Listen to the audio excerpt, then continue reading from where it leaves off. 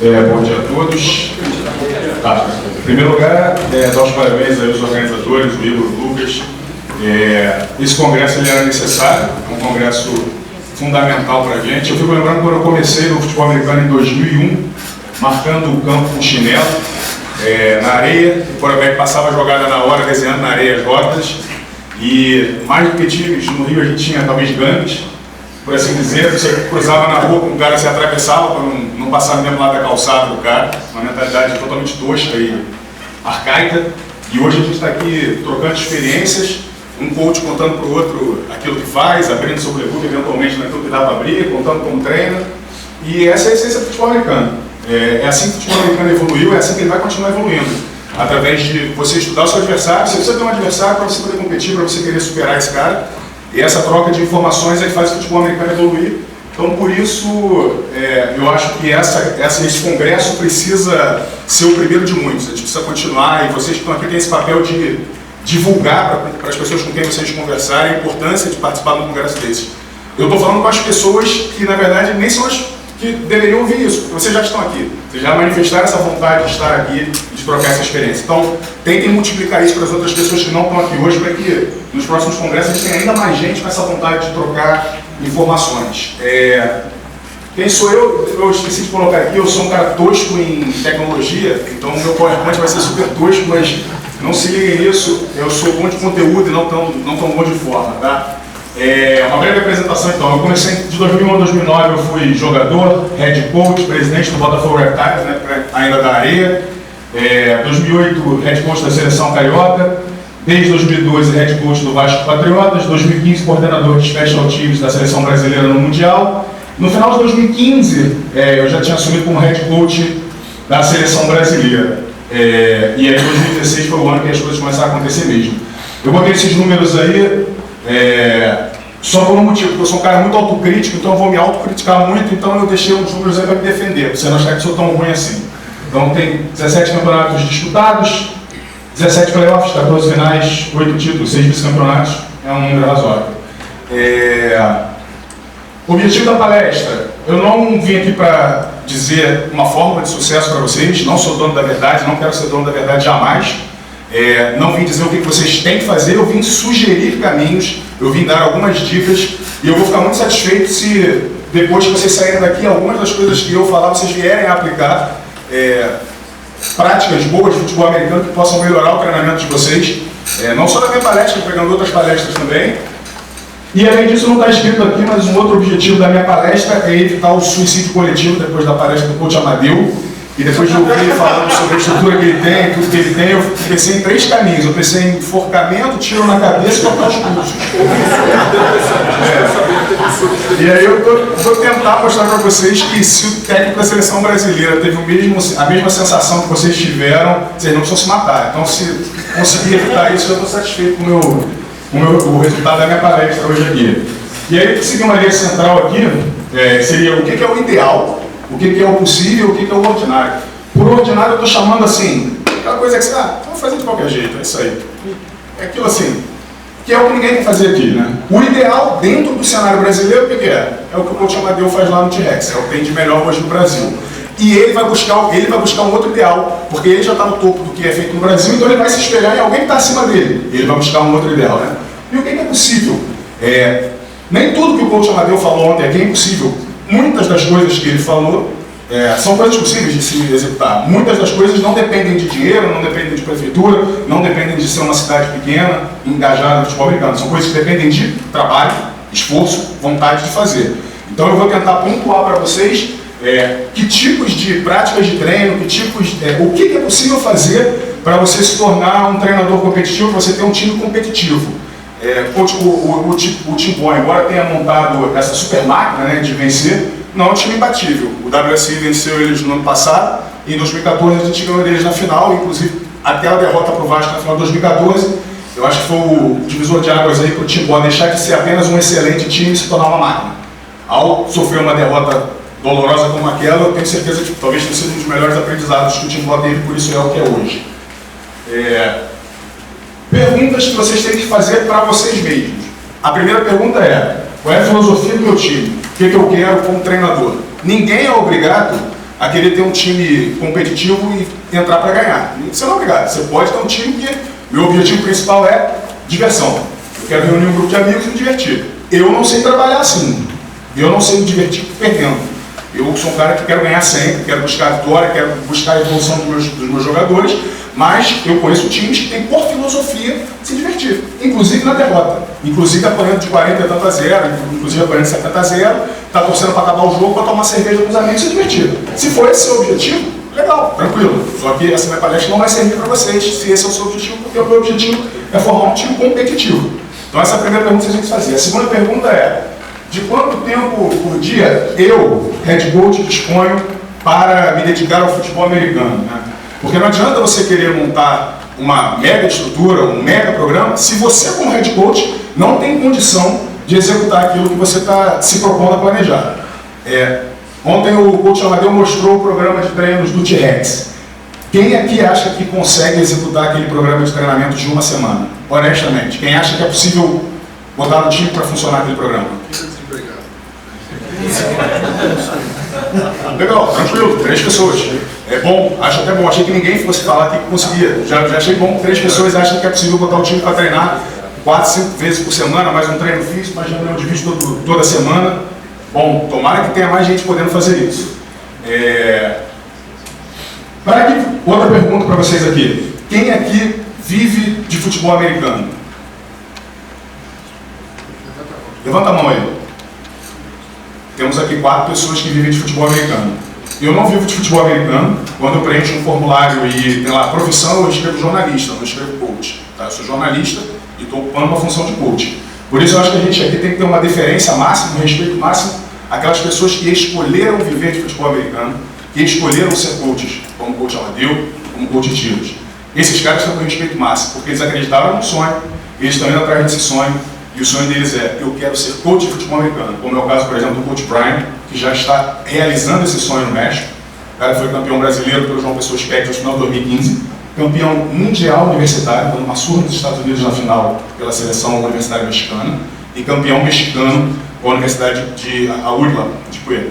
Então, assim, quando a gente está discutindo aqui, a gente tem um cara, um brasileiro, que está na principal universidade mexicana, ganhando o espaço dele, e eu tenho convicção que é um cara que vai chegar longe pra caramba. E não vai me surpreender se um dia a gente abrir aí o salão oval e tiver uma notícia de que o coach Amadeu foi para fora, o Tiros foi para fora. Eu torço por isso. Eu não sou o cara que vou fazer isso, porque eu já construí minha carreira no jornalismo. Eu torço para que tem outras pessoas aqui que, em algum momento da vida, se forem jovens o suficiente para isso, puderem realmente acreditar nisso, investam nisso, porque é disso que a gente precisa, de pessoas que estejam apaixonadas pelo esporte suficiente e que querem investir. Mas por que eu estou falando isso? Para dizer que eu não disponho, eu estava pensando com o coach Amadeu. O coach Amadeu está dizendo que ele consegue disponibilizar para o T-Rex 10, 12 horas por dia. Eu não disponho desse tempo, porque eu tenho que trabalhar mais 8 horas, eu sou jornalista na TV, então eu tenho que estar lá mais 8 horas, às vezes tenho que trabalhar em casa, tenho que me deslocar até meu trabalho. O meu estudo não é... as coisas que eu tenho que estudar para o trabalho não tem a ver com o futebol americano. E eu sei que, assim como eu, muitos aqui vivem essa mesma situação, de ter um trabalho, eventualmente trabalhar e estudar, e ainda ter que se engajar no futebol americano. Então a gente vai tentar trabalhar com tudo que é possível fazer dentro das nossas limitações que inclusive o head coach da seleção brasileira tem. Outra questão que vocês têm que fazer é: de que estrutura eu disponho? Não adianta você montar um planejamento de treino que envolve treinar com um técnico sled, um sled de 5 bonecos, se o seu time não tem isso. Não adianta você montar um planejamento, porque eu vou ter uma sessão com psicólogo. Você não tem uma psicóloga. Você só pode montar um planejamento em cima daquilo que você tem. E aí eu coloquei aqui embaixo: organização, planejamento e transparência, que são 3 pilares sobre os quais eu gosto de trabalhar. Eu acho que eu cheguei ao cargo de head coach da seleção brasileira muito menos por conhecimento técnico e muito mais por esses 3 pilares aí.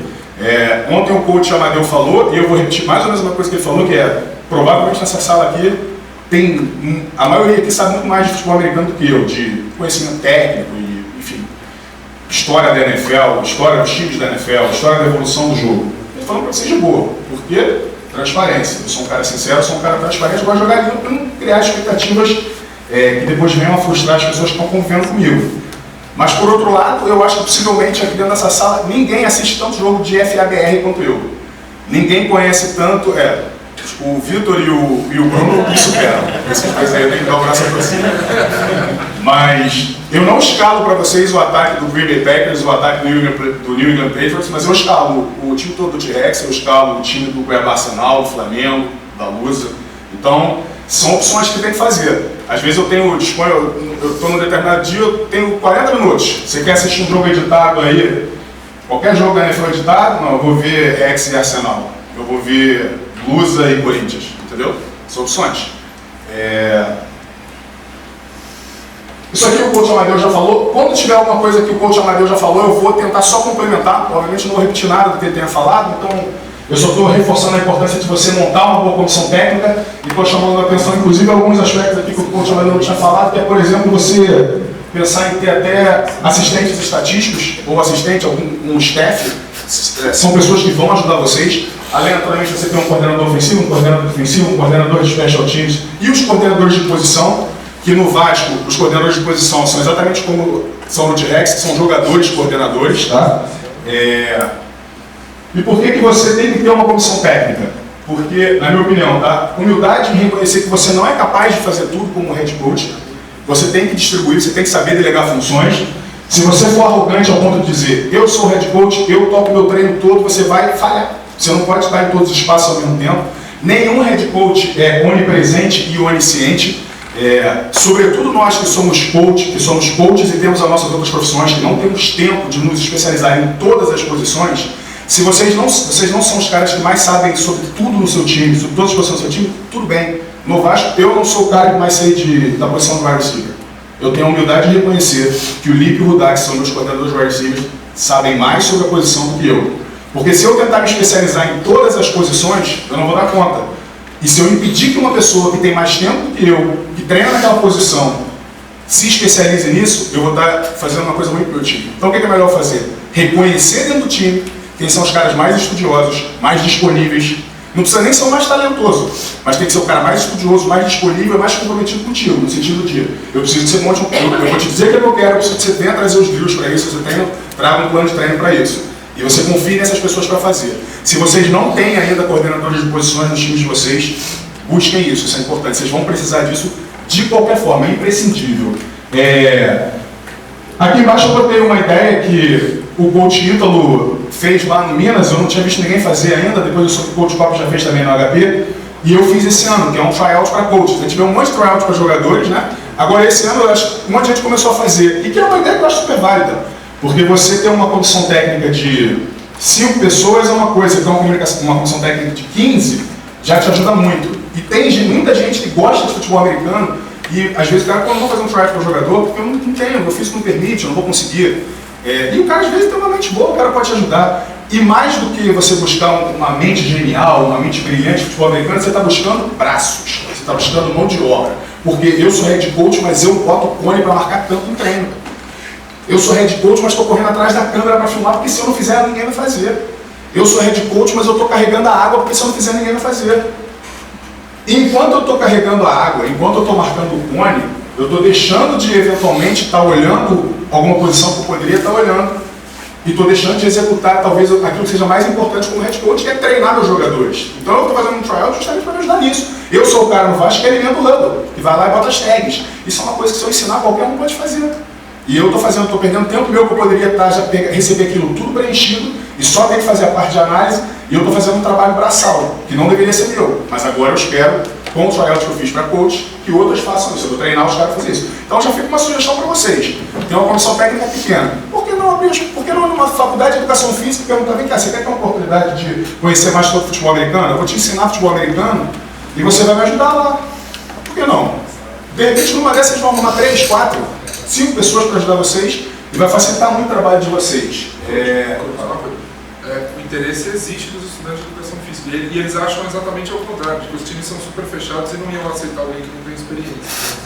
Tá aí a ponte para ser criada. Eu acho que é uma relação bastante intrínseca, assim, que tem tudo a ver, né, uma área com a outra, e acho que é uma coisa que vale a pena fazer.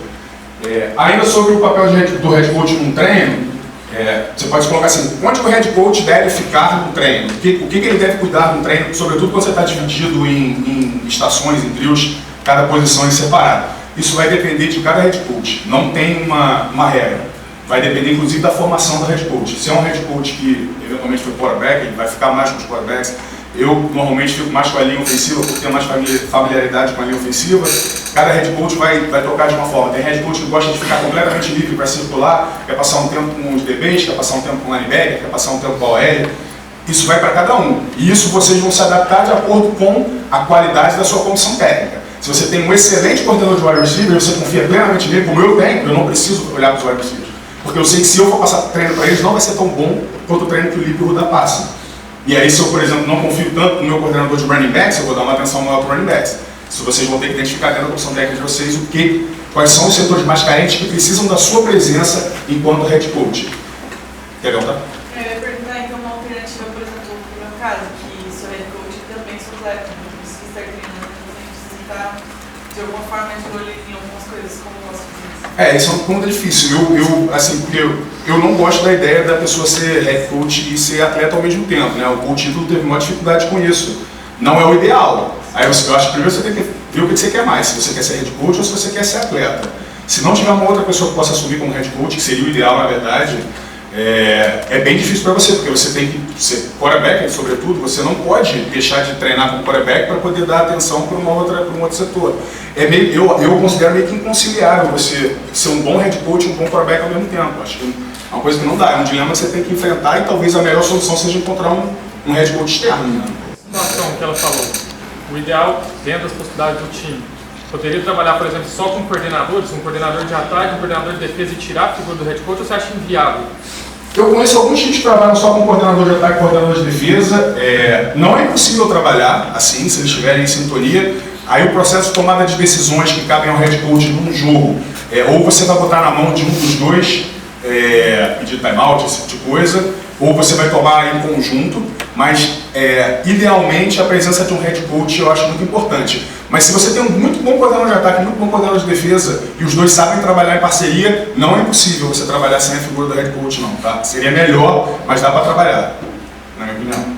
Fala. Só para complementar aí, no meu time lá em Belém, nos últimos 2 anos, nós trabalhamos assim, sem a figura do head coach, apenas com as coordenações. E o trabalho desenvolve no dia a dia de treinamento, mas realmente essa questão do jogo, principalmente o processo de tomada de decisão, é algo complicado, que levou inclusive a esse ano a gente ter o head coach, né, que eu fui assumir como head coach, porque durante os jogos aconteceram situações, às vezes você acaba deixando para esse deixa para ti e acaba não tomando decisão nenhuma e a coisa e além da questão da tomada de decisões, o head coach ele é acima de tudo um gestor de recursos humanos, né? Um gestor de logística. Acho que o coach Amadeu frisou isso muito bem ontem.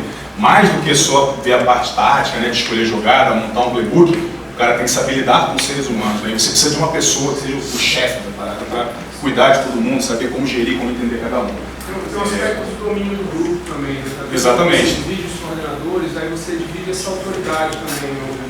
O jogador da defesa acaba não tendo tanto respeito pelo coordenador do ataque quanto ele tem pelo coordenador da defesa. Tudo isso pode ser gerenciado e não quer dizer que... Mas a figura de um head coach ajuda a controlar isso de forma melhor. Roteirização de treinos, o coach Amadeu falou um pouco ontem, eu vou tentar complementar, tá? Estou falando aqui que futebol americano é repetição e eficiência é mais importante até do que duração, tá? A gente tem que ver primeiro quantos treinos por semana a gente vai ter para a gente poder falar em tempo ideal. No Rex eles conseguem fazer treinos de 2 horas porque eles treinam 4, 5 vezes por semana. Alguns times aqui treinam 1 vez, 2 vezes, aí fazem treinos de 4 horas. Lá no Vasco a gente faz um treino domingo, é um treino de 3 horas de duração, e tem um treino de meio de semana que são 2 horas de duração, é muito pouco, a gente treina muito pouco, por isso a gente deixou perder o auge, porque a gente está treinando muito menos do que o time que está no auge agora.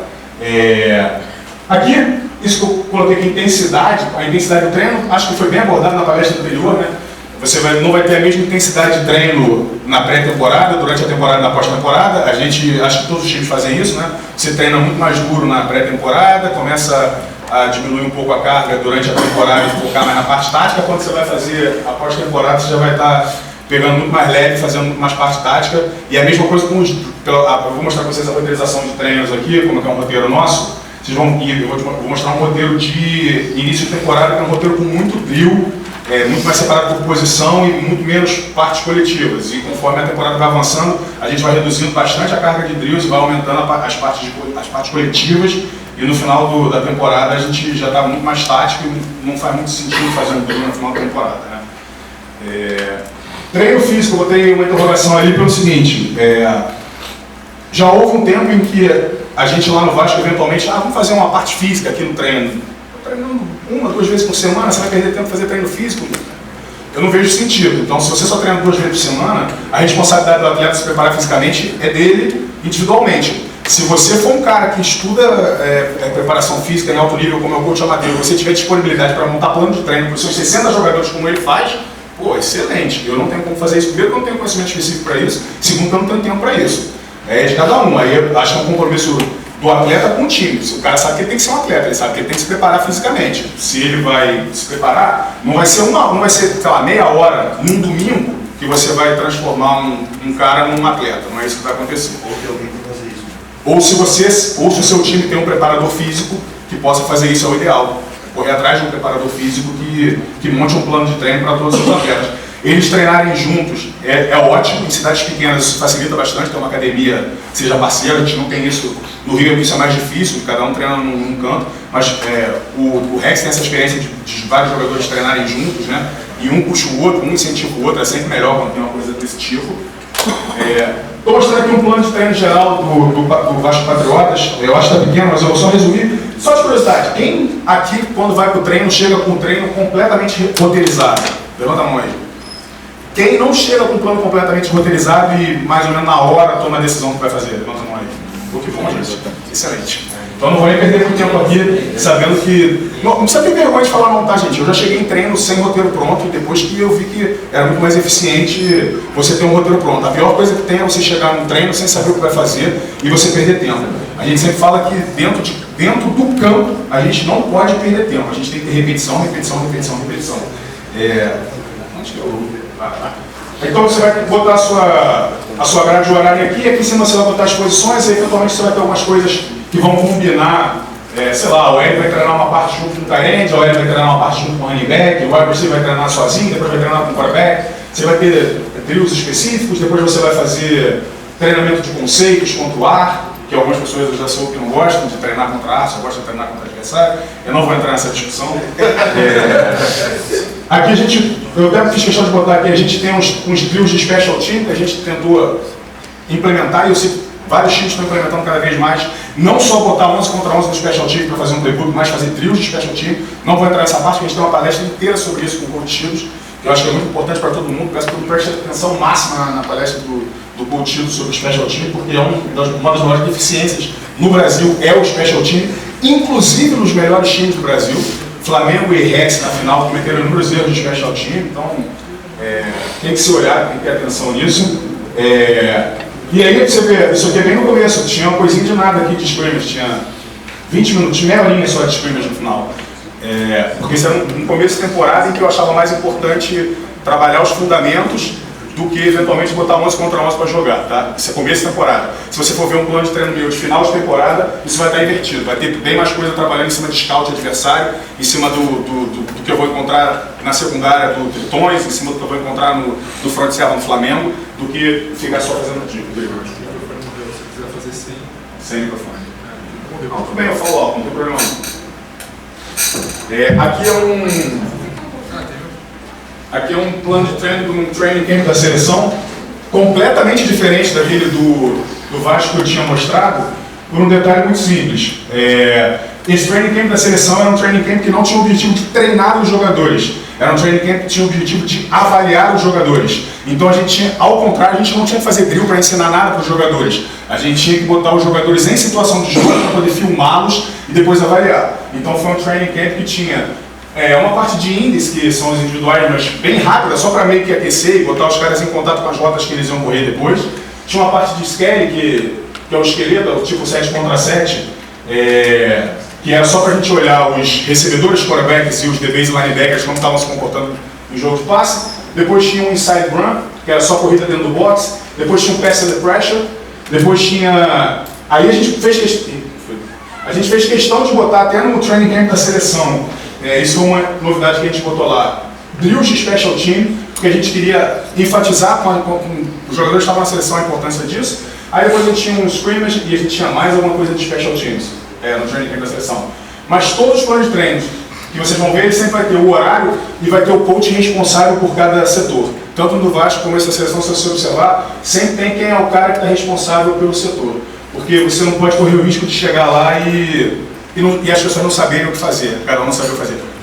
Aí voltando ao ideal e ao que é possível. O que seria o ideal no planejamento de um treino? Fazer o que o pessoal do Rex faz, fazer uma reunião toda semana para planejar o que vai fazer no treino, conversar com seus coordenadores e decidir como vai ser o seu plano de treino, quem vai cuidar de que drill você vai fazer, que tipo de situação você vai abordar. Eu consigo fazer isso no Vasco? Não consigo. Reunir fisicamente. Será que eu poderia conseguir reunir com eles por Skype? Vou tentar fazer. É uma das coisas que eu vou tentar melhorar para esse ano de 2017. Fazer reuniões semanais com a minha comissão técnica. Eu faço mais ou menos por Facebook. Na verdade, eu acabo meio que centralizando. Então eu tomo uma decisão e falo, tem isso aqui. Vocês querem sugerir alguma coisa para essa semana? Quero, isso. Aí eu vou e encaixo as sugestões que eles me dão. Mas acaba não sendo uma reunião por Skype mesmo, que eu acho que deve funcionar melhor. Porque para isso você precisa compatibilizar os horários da sua comissão técnica toda. Isso é o ideal. Mas não deixe de chegar no treino sem um script pronto, um roteiro pronto, porque seria muito ruim. Treinos scriptados. Futebol americano é situacional. O que eu estou falando sobre script? Eu estou falando sobre você já chegar no seu treino, quando possível, com as jogadas desenhadas. Agora outra pergunta aqui. Quem chega no treino quando vai fazer? Hoje nós vamos treinar só terceira e curta. Quem chega lá já com as jogadas desenhadas no treino, o que vai fazer? Levanta a mão aí. Quem decide na hora do treino quais são as jogadas que vai fazer? Levanta a mão aí. Bem, eu até pouco tempo atrás eu chegava na hora e decidia. Não tem problema, bem. Mas por que é melhor você já scriptar as jogadas que você vai fazer? Porque você consegue ter um controle prévio daquilo que você consegue se planejar melhor. Você não corre o risco de esquecer uma jogada, de esquecer de treinar uma jogada, ou de treinar 3 vezes uma jogada e deixar de treinar uma outra jogada. E quando você está treinando, o que você está fazendo? Você está coletando dados para você avaliar a eficiência do seu próprio grupo. Quando você está treinando, assim como no jogo, você está fazendo isso, fala, coach. Como tu pode situacionar um tipo de defesa numa determinada jogada de ataque, né? Isso é o mais difícil, às vezes deixa a defesa livre lá, nunca vai treinar uma cover 2. Desde que tu consiga controlar isso, consegue realmente controlar o que eles estão treinando contra. O cenário ideal mesmo é que coordenador de ataque e coordenador de defesa se comuniquem. Isso na seleção brasileira acontece muito bem entre o Brian e o Clayton.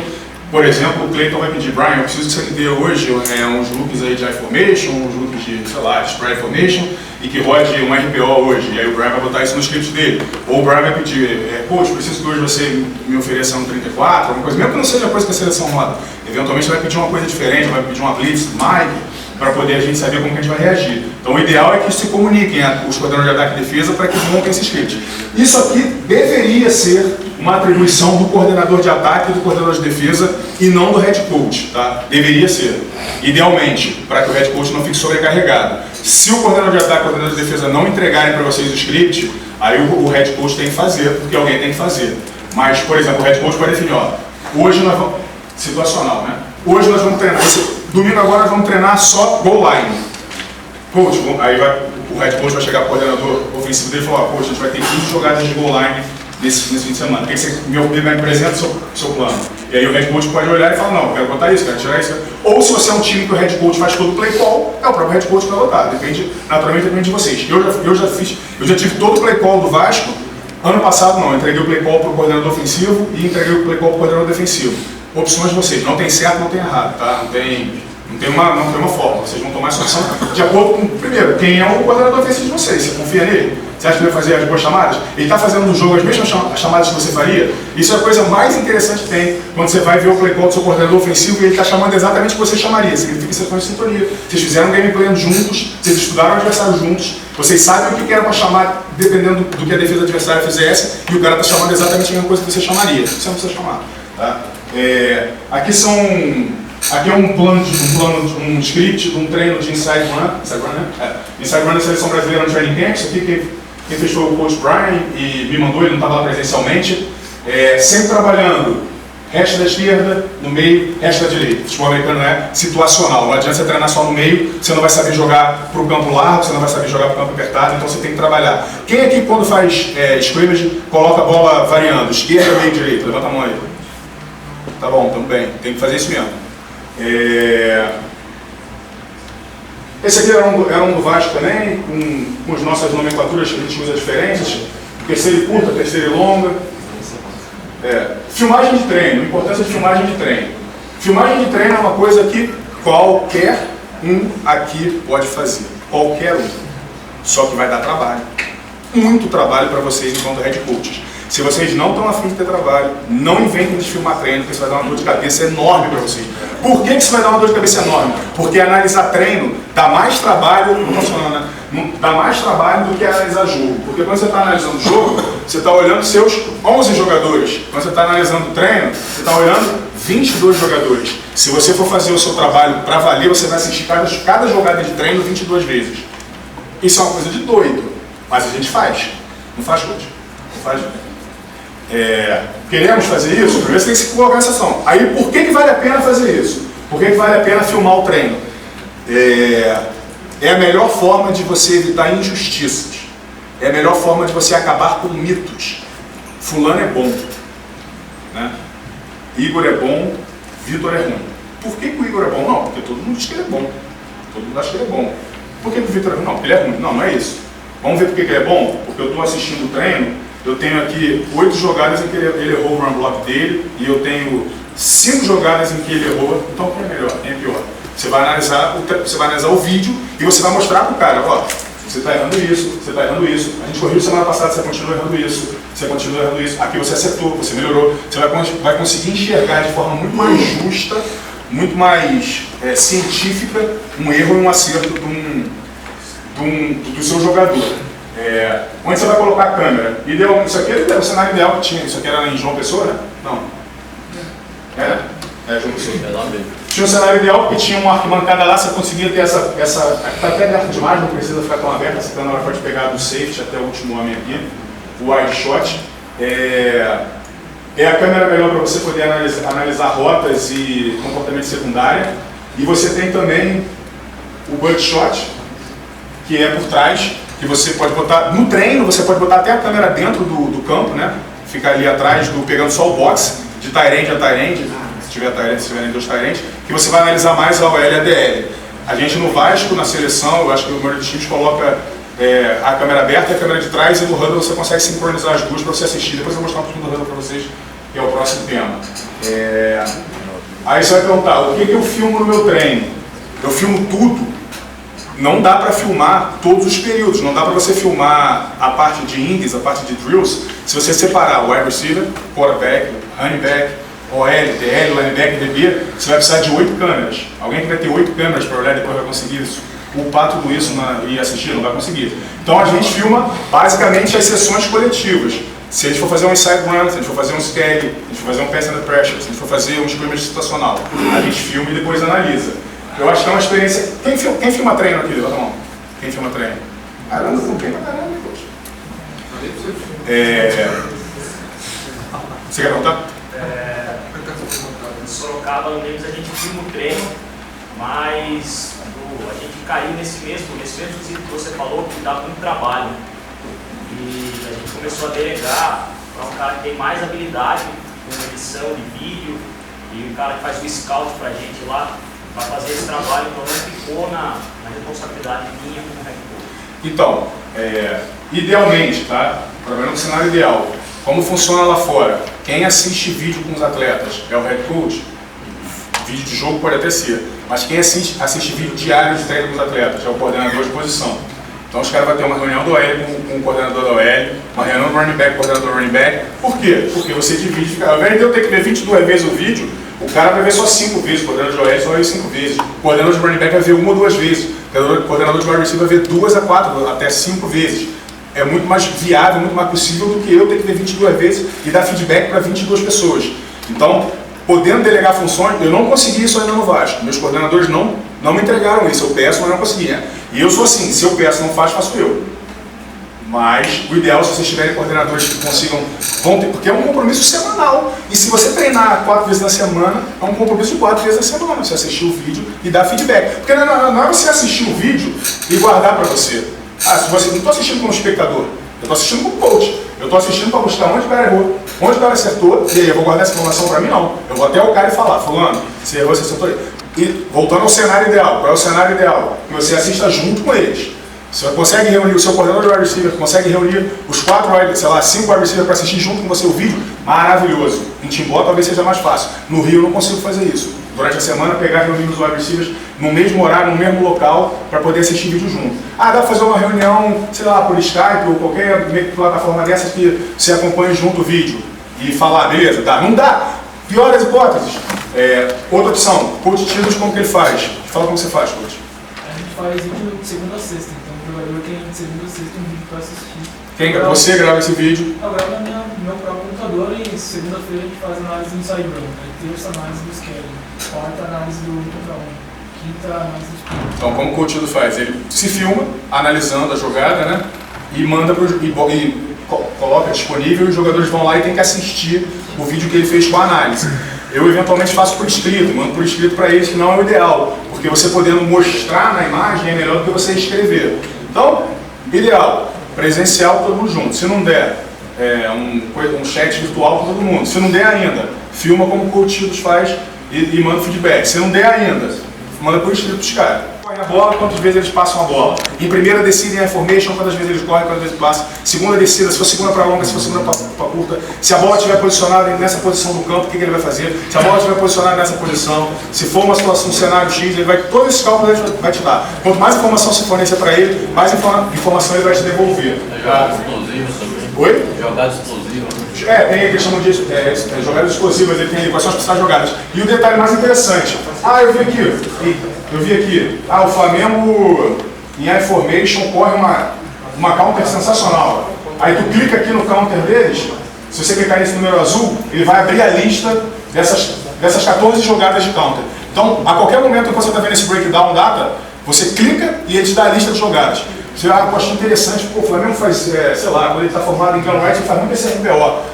Como é que é esse RPO dele? Beleza, cliquei aqui, ele era as 3 jogadas de as 7 jogadas de RPO que tem lá.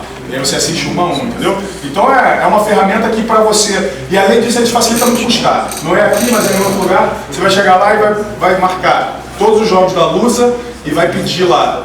Se você tagueou certo corretinho o ataque dele, você vai pedir lá.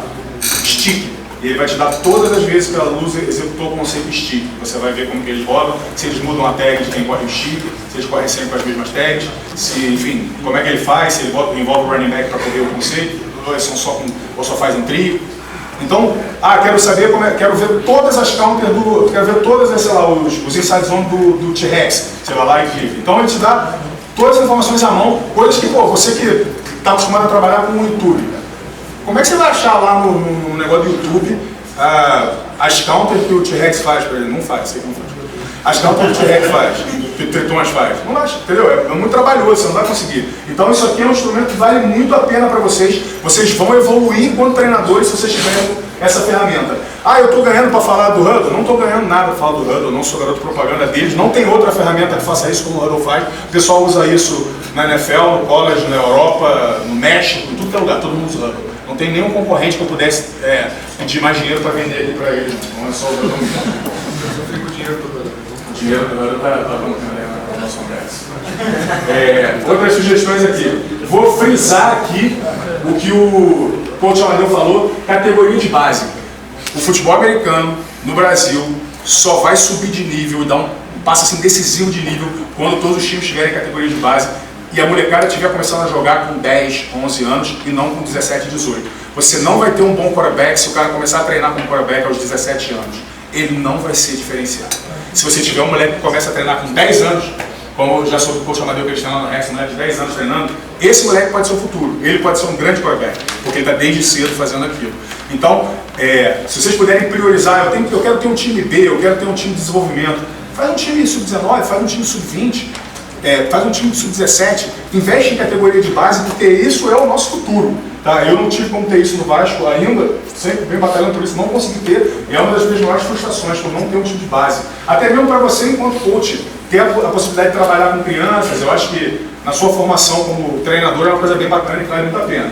Aí eu listei aqui, a possibilidade de ter um practice squad, que seria, por exemplo, poderia ser um time B. Vamos supor, você faz um tryout, e aí você não consegue chamar um monte de gente para botar no time principal, porque você não quer atrasar o nível de evolução dos caras que já estão lá, mas você também não quer dispensar um monte de gente que veio, porque um monte de gente quer jogar futebol americano. O que eu faço com esses caras? Bota no time de desenvolvimento. Vai ser você o head coach que vai tocar aquele time de desenvolvimento? Não necessariamente. Talvez aquele time de desenvolvimento seja uma oportunidade para um auxiliar seu se formar como head coach. Você vai entregar essa responsabilidade, você pode usar o mesmo programa de treino se você quiser, você pode usar o mesmo sistema, a mesma filosofia, e você vai ter alguém treinando outros atletas para você. E aí qual pode ser a grande utilidade desse practice squad, inclusive para o time principal? Vai chegar um determinado momento do campeonato em que, para mim, vamos supor que eu vou enfrentar a Lusa. E aí eu sei que a Lusa joga cover 4 em todas as jogadas. Eu fiz um scout lá, a Lusa só joga cover 4. Não é verdade isso, mas ela só joga cover 4. Aí eu vou treinar meus wide receivers, vou treinar todos os meus pacotes de rota, meus conceitos nessa semana. Qual é o sentido de eu perder tempo treinando contra uma cover 2, contra uma cover 3, contra um man?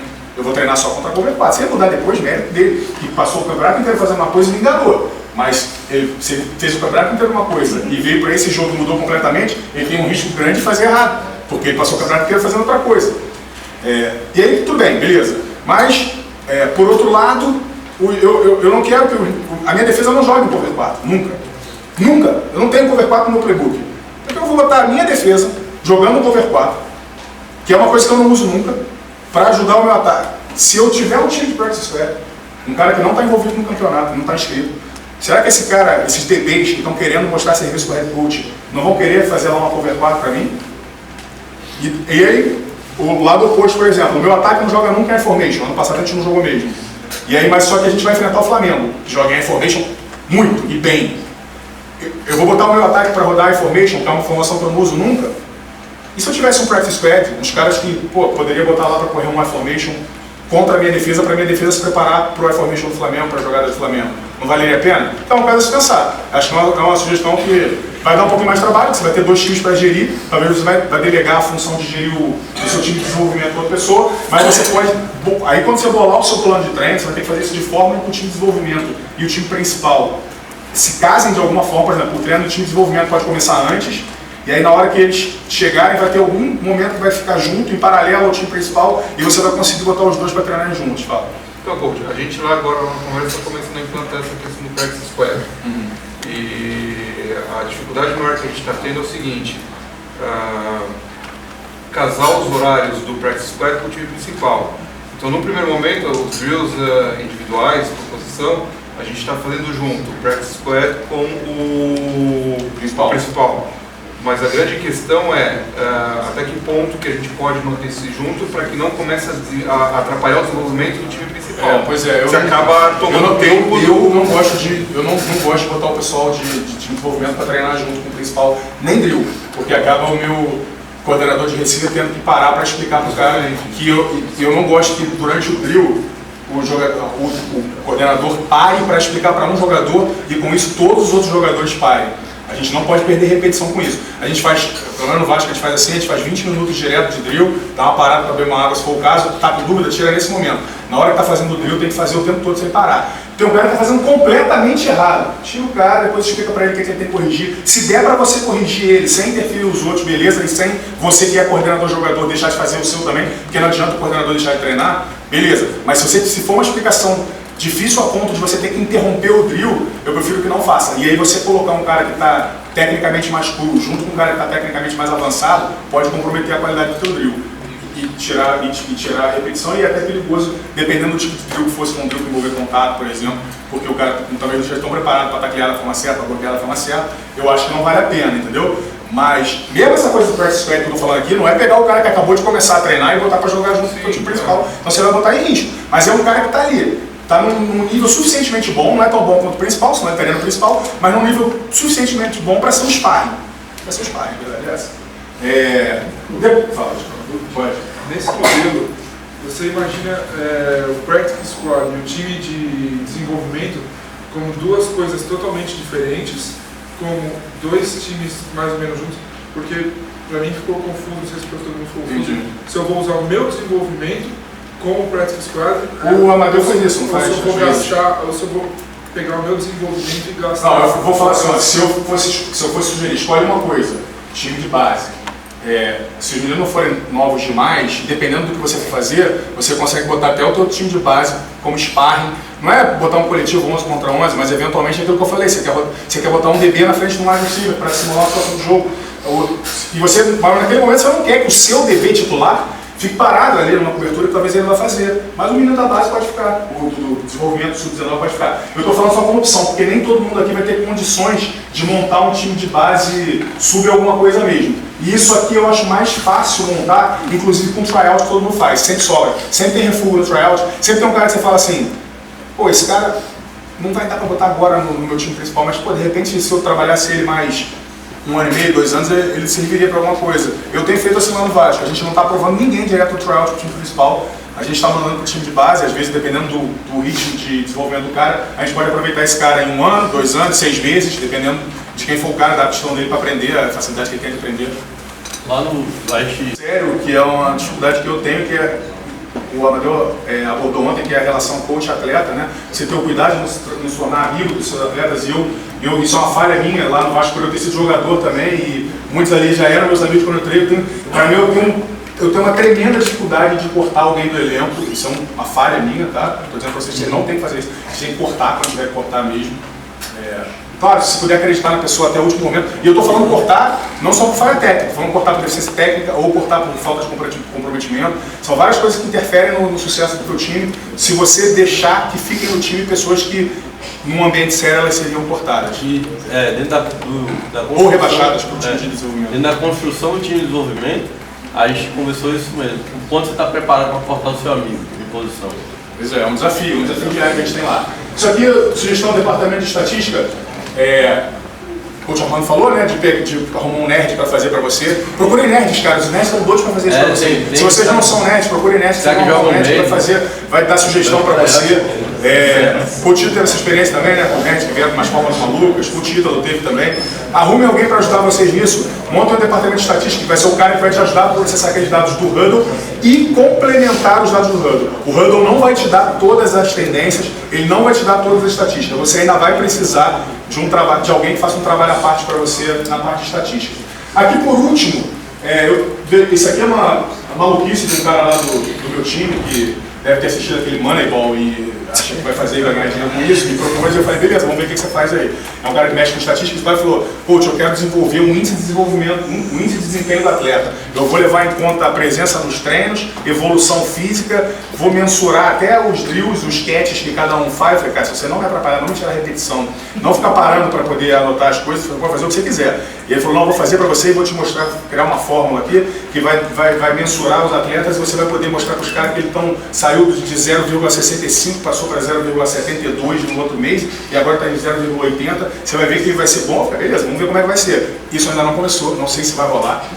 É um mistério para mim. Se tiver um ingresso ano que vem, me pergunta sobre isso, para dizer, olha, vai ser uma viagem total, não aconteceu nada disso. Jamais saiu do papel. Ou pode ser que seja uma coisa que... ou pode ser uma coisa que, eventualmente, não que o índice em si significa alguma coisa, não é o fato de ter um índice atrelado a um atleta que faz com que ele seja bom ou ruim, mas a competitividade que isso gera é que pode fazer o cara evoluir. Tá todo mundo pegando o índice está melhorando por causa da presença, o índice está melhorando porque o cara está fisicamente mais bem preparado, o índice está melhorando porque o cara está estudando o playbook. E aí, certamente deve incomodar o cara ver lá todo mundo 095, 095, 097, 062, eu quero ver, e talvez isso seja uma forma de puxar o pessoal para cima. Vamos testar e de repente no ano que vem eu posso contar para vocês se funcionou ou não.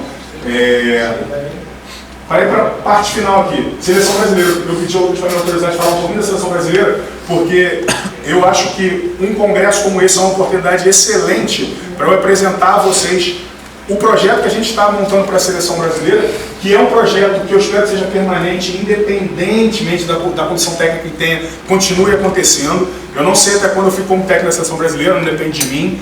Sei que eu sou um cara que provavelmente vou ter um prazo de validade aí na seleção brasileira por conta de excesso de trabalho, enfim. Em algum momento vai ter que ter uma renovação. E por isso eu quero lançar a base desse projeto para que a gente tenha um projeto permanente, seja quem for o técnico que venha assumir. Eu não entendo a seleção brasileira como é para você jogar um amistoso, é para você jogar uma competição. Não é isso. Eu entendo a minha missão na seleção brasileira como elevar o nível do futebol americano praticado no país. Tá? Para a seleção brasileira evoluir, o nível do futebol americano no país tem que evoluir. Quem é o responsável por desenvolver os atletas da seleção?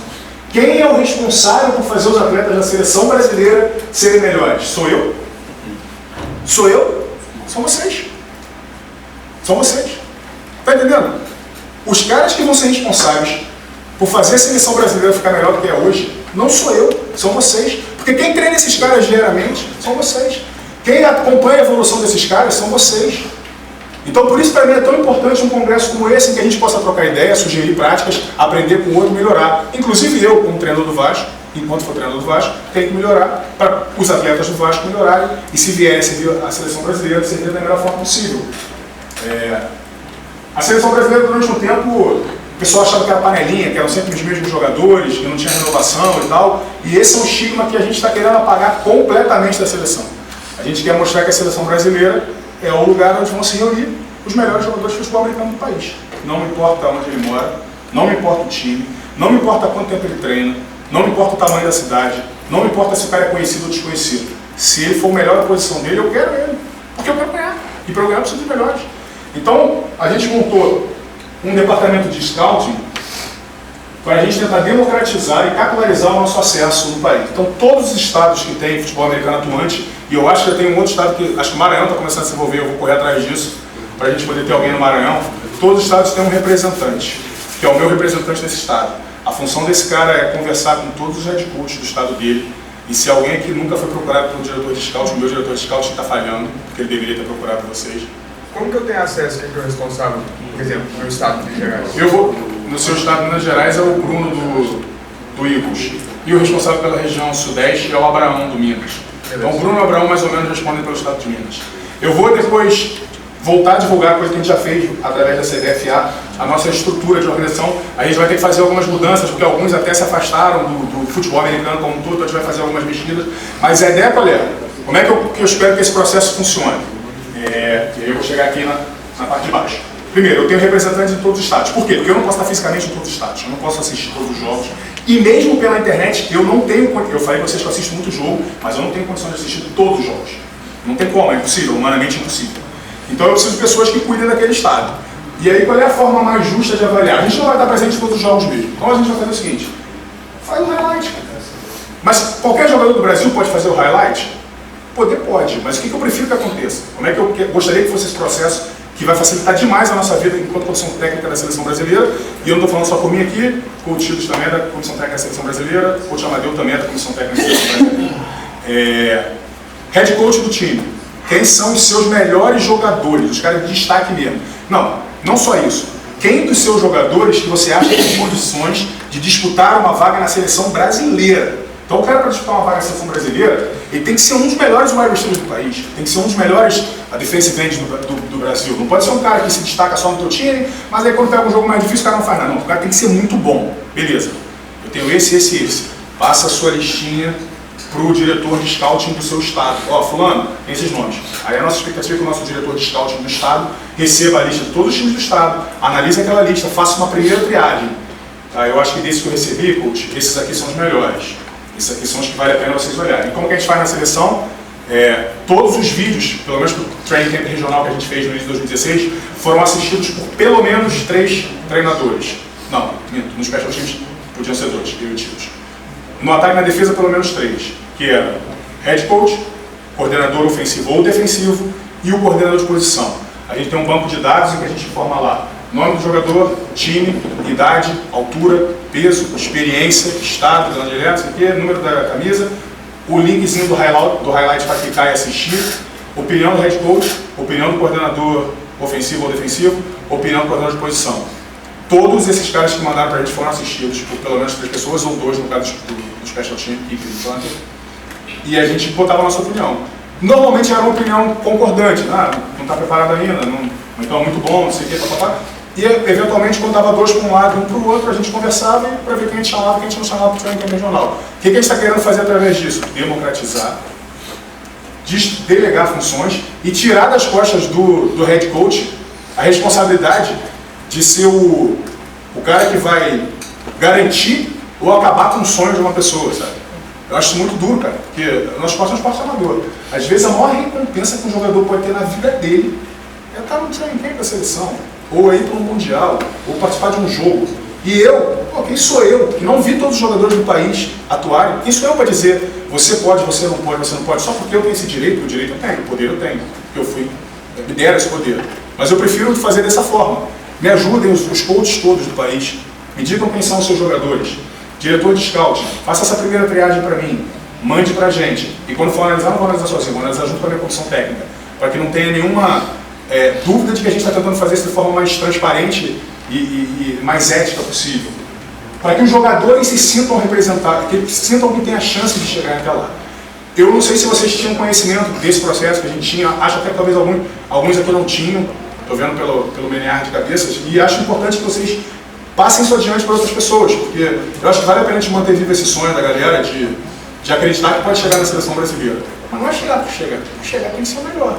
Tem que se empenhar muito mesmo para você poder ser o melhor.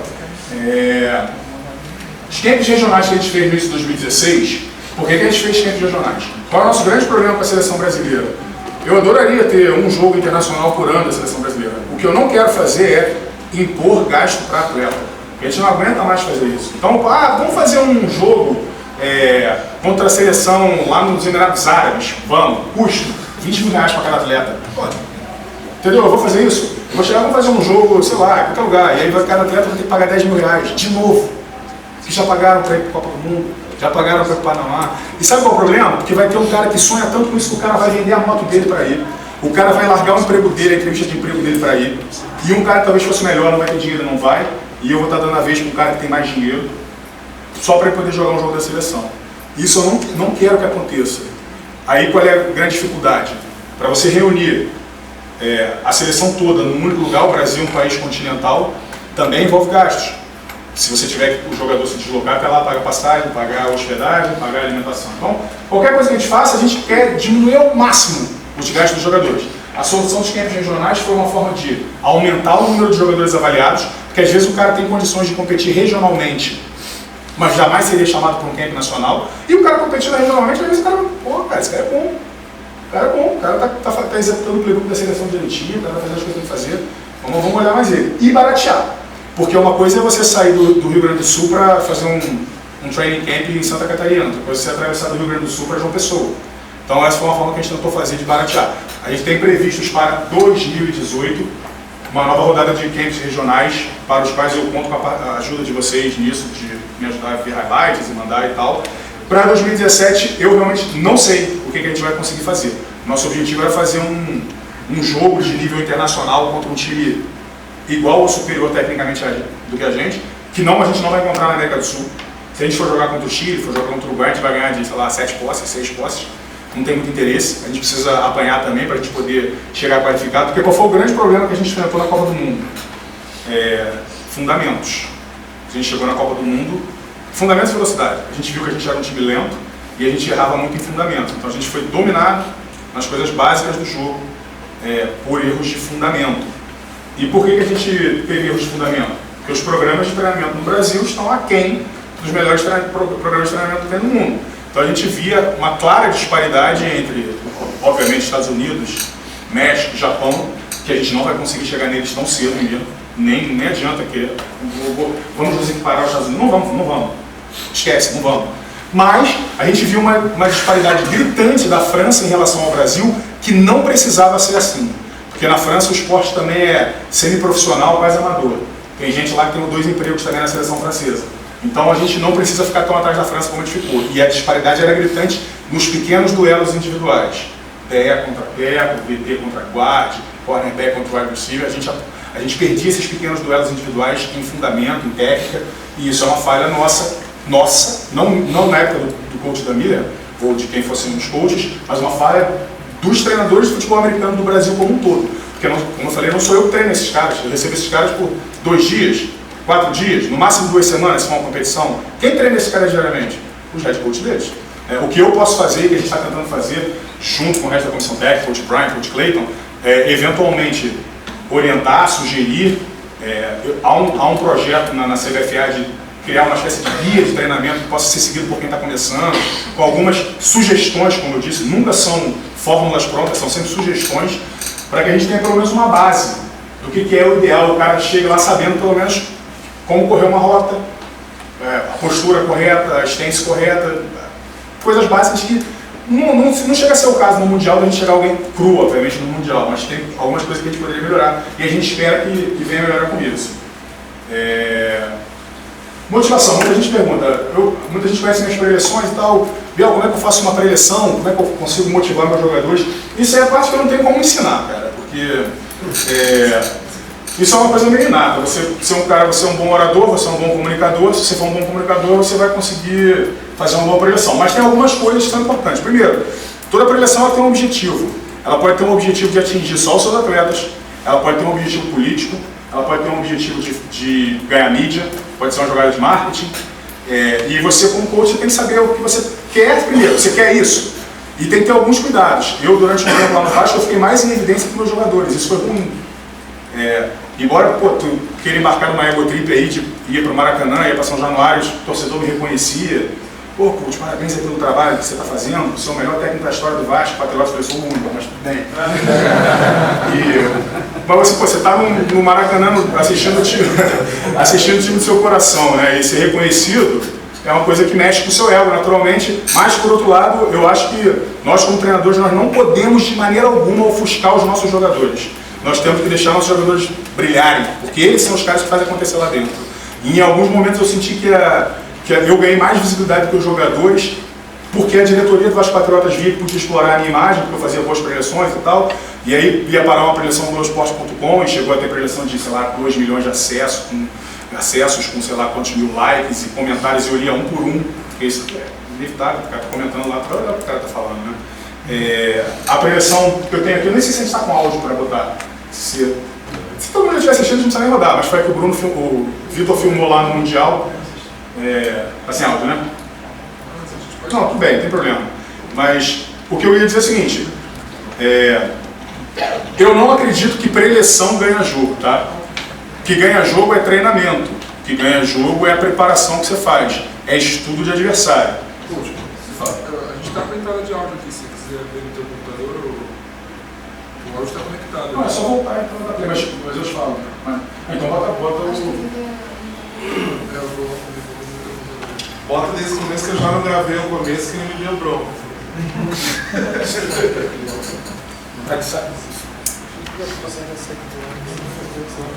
Não tem problema, não. O que eu estava querendo dizer é o seguinte, que... Dá pausa aí, então, por favor. Vocês não... Isso aqui não é um espetáculo, né? Não é uma fogueira de vaidade que você vai montar uma coisa para você brilhar e aparecer mais do que os outros. Mas efetivamente o futebol americano, por ser um jogo muito intenso e um jogo que necessita de vibração, eventualmente uma boa preleção no vestiário pode trazer um time muito mais focado para o jogo, assim como uma mexida no intervalo, assim como uma chamada no canto do ouvido do jogador no momento certo, assim, e como o coach Amadeu falou, você tem que saber como falar com cada jogador, e quando você está falando com o grupo todo, você tem que saber o que esse grupo precisa ouvir, o que esse grupo quer ouvir, e você só consegue fazer isso quando você conhece o seu grupo. Tá? Mensagem principal que eu tinha para vocês hoje aqui: organizem-se, planejem-se, montem uma boa comissão técnica, roteirizem seus treinos, levem os treinos scriptados, filmem seus treinos, analisem seus treinos, montem uma preparação física à parte, analisem seus adversários através dessa ferramenta chamada Hudl. Dessa forma eu acho que vocês vão conseguir construir um programa de treinamento melhor. Dessa forma, eu acho que vocês vão conseguir ser melhores técnicos e os seus atletas vão ser melhores atletas. E aí entra o que me interessa, que é que a gente consiga formar melhores jogadores para a seleção brasileira, a gente eleve o futebol americano no país e o jogador, ao chegar na seleção brasileira, tem um nível competitivo mais alto. Meus contatos estão aí. Se alguém alguma vez já me pediu solicitação de amizade no Facebook e eu não aceitei, eu peço desculpas, não é...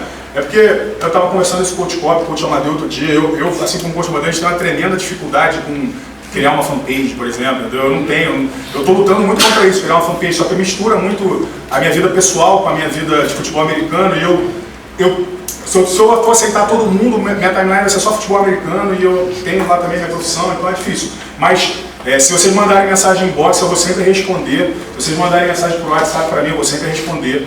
Não tenho como, por exemplo, coach, você pode assistir meu jogo e me dizer que eu tenho que melhorar no meu jogo corrido? É complicado. Eu já fiz isso uma época que poucas pessoas me pediam. Aí começou muita gente me pedir e é impossível, eu não tenho tempo para isso. Meu dia só tem 24 horas. E eu tenho coisa pra caramba pra fazer, então eu não tenho como parar para assistir um jogo de um time para dizer para ele que ele tem que melhorar no jogo corrido, nos conceitos de passe, ou pode me ajudar a fazer um scout do adversário, quando eu entrei em jogos do canal, não tem como fazer isso. E vocês também não precisam disso, vocês sabem fazer isso. Não, só estou esclarecendo para não parecer antipatia, porque eu tenho o maior prazer de falar com todo mundo e sou super acessível e respondo nas redes sociais. Sou um cara que responde e respondo rápido, inclusive. Então, não fiquem intimidados e podem perguntar, podem falar, podem me procurar para falar, coach, tem um garoto aqui que é especial, cara, o cara tem 17 anos, você precisa olhar esse cara. Eu anoto esse tipo de coisa. Faz um vídeo dele, me manda que eu anoto, eu guardo no meu banco de dados. Inclusive, eu tenho um carinho, um olhar especial para jogadores mais jovens. Quando chega um highlight com um cara de 30 e pouco, se o cara não for um fiador, nem olho. Se for um cara de 17, mesmo querendo ter, eu já olho com muito mais carinho, então, porque a gente está olhando para frente, a gente está olhando para o futuro, né? Alguém quer fazer? Eu vou abrir 10 minutos para perguntas, se alguém tiver alguma pergunta ou quiser fazer alguma consideração. Alguém? Fala aí. Custo associado ao RAN? Custo? Putz, eu não sei de cabeça, mas eu sei que não é... Alguém sabe? Alguém lembra aí? $99 por ano. Tem um pacote negociado dentro da CBFA. Depende do pacote. O pacote da CBFA... Eu acho que o pacote da CBFA é alguma coisa em torno de $300. Eu acho que é um custo anual, perto de R$1.000, que eu acho um custo bastante viável e que vale a pena. Porque se você considerar um custo anual de R$1.000, isso é um custo mensal de R$100. Se você dividir por 50 atletas, é como se cada atleta seu estivesse pagando R$2 para ter o huddle. E se você mostrar o huddle para eles, vão pagar muito mais do que R$2 por mês para poder ter o huddle. Pode apostar. Então acho que vale a pena. Mais alguma? Fala. Você falou, o iFormation, o Flamengo, na primeira descida faz isso, na terceira. Como que você passa isso para a defesa? Ou para o ataque? A jogada do Flamengo dá certo, você fala, putz, eu falei aqui, como que todo mundo fica sabendo? Cenário ideal, reuniões por posições, para estudar o adversário por posições. Cenário ideal, eu não consigo fazer isso lá no Vasco, tá? Na seleção brasileira o pessoal fazia no Mundial assim também. No Rex, o coach Amadeu já disse que eles conseguem fazer. Cenário ideal, DBs se reúnem na casa do coordenador de DBs para olhar os conceitos de passe que eventualmente o adversário bota. DL se reúne na casa do coordenador de DL para olhar as tendências que a linha ofensiva monta. Linebackers se reúnem para olhar as chaves deles. Ideal. Eventualmente você pode juntar a defesa toda e fazer uma reunião de defesa com o coordenador defensivo, mostrando aí de uma forma um pouco mais ampla. Você saiu só do específico daquela posição para falar a defesa, obtendo as informações do ataque, quais são as tendências desse ataque, o que eles rodam, quando ele faz o motion, o que ele vai fazer, quando ele está formado nessa formação, o que a gente vai encontrar, nessa situação de down and distance, o que a gente vai encontrar, e você fala. Qual é o grande problema disso? Você marca uma reunião de vídeo e você não tem 100% de presença dos seus atletas. Talvez o coach Amadeu tenha, mas os outros aqui... Quem costuma marcar reunião de vídeo? Consegue quase todo mundo? Meio assim? Já aconteceu de você falar uma coisa na reunião de vídeo e o cara que faltou a reunião depois... Tomar o sistema. Por exemplo, uma boa ideia que seria essa, você filmar a reunião de vídeo, e eu estou fazendo isso lá também, filmar a reunião de vídeo, o cara não assiste, filmar a reunião de vídeo e botar disponível depois para o cara poder assistir. É mais ou menos por aí. Reunião de vídeo com o time todo, não faço, eu não vejo necessidade. Perda de tempo para o ataque ou perda de tempo para a defesa que você está falando, não faz sentido. No huddle dá para saber se o cara não viu. No huddle dá para saber se ele não viu por conta própria, mas quando você está fazendo mais... Sim, se você disponibilizar mas você não disponibiliza no huddle os seus vídeos, né? Você disponibiliza no YouTube, numa plataforma dessa mesmo, né? O huddle permite que você acompanhe e fiscalize quantos minutos, quantas horas hoje, ontem, nos últimos 7 dias, no último mês o seu atleta acessou o huddle. Então, não tem como o cara mentir para você e falar, não, eu acompanhei. Cara, desculpa, mas o huddle está me mostrando aqui que você tem 0 minutos nos últimos 7 dias, né? Não é isso. Mais alguma pergunta? Fala aí. Eu estava dando uma olhada no huddle e ele tem como você subir scout também. Através do huddle no celular, você tem como subir scout para o vídeo. Subir scout como? você pode pegar, fazer o scout via celular e linkar com o vídeo que você upou. Sim, a live. A live. É isso, eu nem sabia, vou até procurar isso. Mas é um passo mais além, né? Tem outra coisa, você pode fazer playbook, você pode instalar jogada, tudo. A parte de fazer playbook e de montar treino, ela é paga. Então no pacote que a gente costuma ter, eu não sei quanto é, mas... $29 a mais. Não é tão caro assim, viu? Poxa, mas eu custou $39 a mais. Mas se você já tem uma ferramenta de montar playbook que seja eficiente para vocês, vocês estão acostumados, talvez não seja tão necessário assim vocês adicionarem mais uma ferramenta, pagar mais alguma coisa. Mais alguma pergunta? Então é isso, gente. Acho que o recado principal que tinha para dar era esse aí. Que a gente consiga manter esse tipo de congresso, trocar experiências. Eu estava falando para algumas pessoas que eu não vim aqui para esse congresso para ensinar e não vim para falar. Eu vim para aprender e vim para ouvir. Eu vim ouvir a palestra do coach Amadeu, do coach Tito, do coach Vitor Dutra, do coach Pop. Eu vim para ouvir os professores e estudantes que palestraram aqui, porque isso que vai agregar conhecimento. Quando eu estou falando, eu não estou aprendendo nada comigo mesmo. Então eu estou aqui para ouvir vocês e acho que todo mundo que vem aqui vem com essa mesma missão e com essa mesma gana, com essa mesma sede de conhecimento, e é isso que vai mover a gente. Então, obrigado aí e estou sempre à disposição para vocês aí, tá bom?